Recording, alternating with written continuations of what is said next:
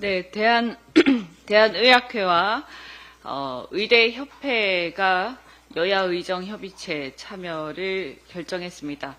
며칠 전 급성 복만기업으로 응급실 뺑뺑이를 돌던 환자가 사망하는 등 의료 현장의 상황이 급박하기에 개문발차라도 출발하게 된 것은 다행입니다만 의사들의 대표격인 대한의사협회가 참여하지 않은 것은 유감입니다.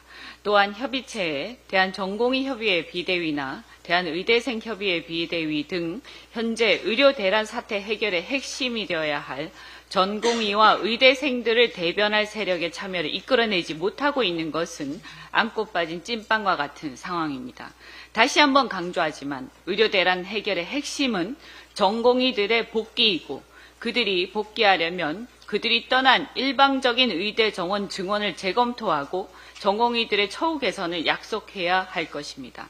특히 2025학년도 정원을 포함한 재논의라는 명분을 전공의와 의대생들에게 주어야 참여의 물꼬가 트이지 않겠습니까? 이대로 계속 의료 대란을 방치하고 전공의 부재 상태가 누적된다면 자칫 우리는 우리가 그토록 자랑스러워했던 대한민국 건강보험 시스템이 사라진 의료 현장을 맞닥뜨리게 될지 모릅니다. 문제 해결이 중요하지 자존심이 중요하지 않다고 생각합니다. 그런데 한동훈 대표는 엊그제 윤석열 대통령을 만나 설득을 하기는커녕 오히려 주눅이 들어온 것입니까?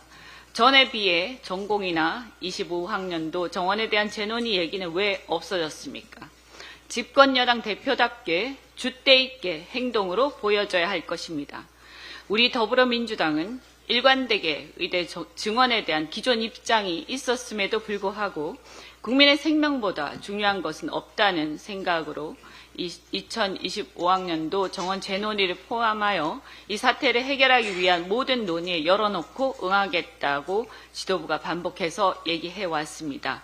국민 생명보다 중요한 어떠한 철학도 어떤 정책도 없다고 생각합니다.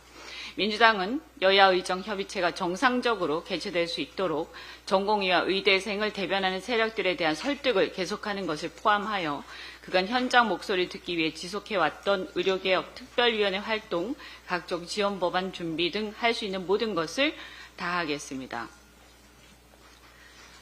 배달앱 사태가 점입 가경입니다. 정부가 10월 말까지 상생안을 내겠다고 공언했지만 배달 중개 수수료율 관련 이견은 좁혀질 기미를 찾지 못하고 있습니다.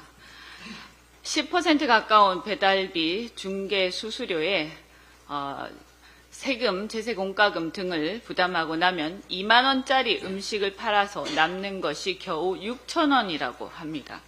거기서 가게 월세, 식재료, 직원 월급까지 챙겨야 합니다. 현실적으로 유지가 불가능한 상황입니다.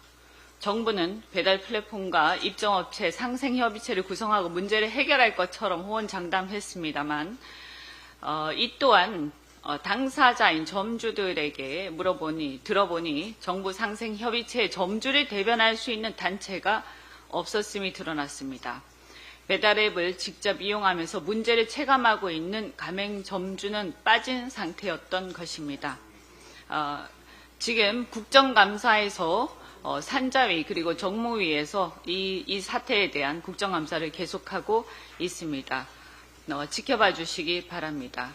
이 배달 앱으로 인한 점주와 플랫폼 기업의 관계, 시장 경제 논리에 대해서도 한 말씀 드리겠습니다. 지금의 상황은 배민, 쿠팡, 이츠, 요기요 같은 독과점 기업, 시장 지배적 사업자의 남용 행위로 인해서 발생한 문제로 배달이라는 부수적 서비스가 소비자와 음식 판매업자의 본질적인 서비스의 대가에 비해서 가격이 너무 높아지는, 즉 배보다 배꼽이 커지는 상황이 벌어진 것이라고 생각합니다. 음식을 사고 파는 거래의 주요 당사자는 점주와 고객입니다. 음식을 맛있게 만들어야 하는데 배달앱 수수료가 너무 커지니까 음식 원가가 줄어서 음식 판매 시장 자체가 위축되는 기형적인 상황이 시장에서 형성된 것입니다. 일반적으로는 가격 통제는 반시장적이라고 합니다. 하지만 부수적 서비스를 제공하는 독과점 업체의 부당 가격 형성으로 본래의 시장이 죽는 것은 훨씬 더 반시장적입니다. 배달앱이 초래한 것이므로 정부가 적절히 중개수수를 통제하는 것이 이 경우에는 오히려 시장 경제 논리에 더 맞다고 저는 생각합니다.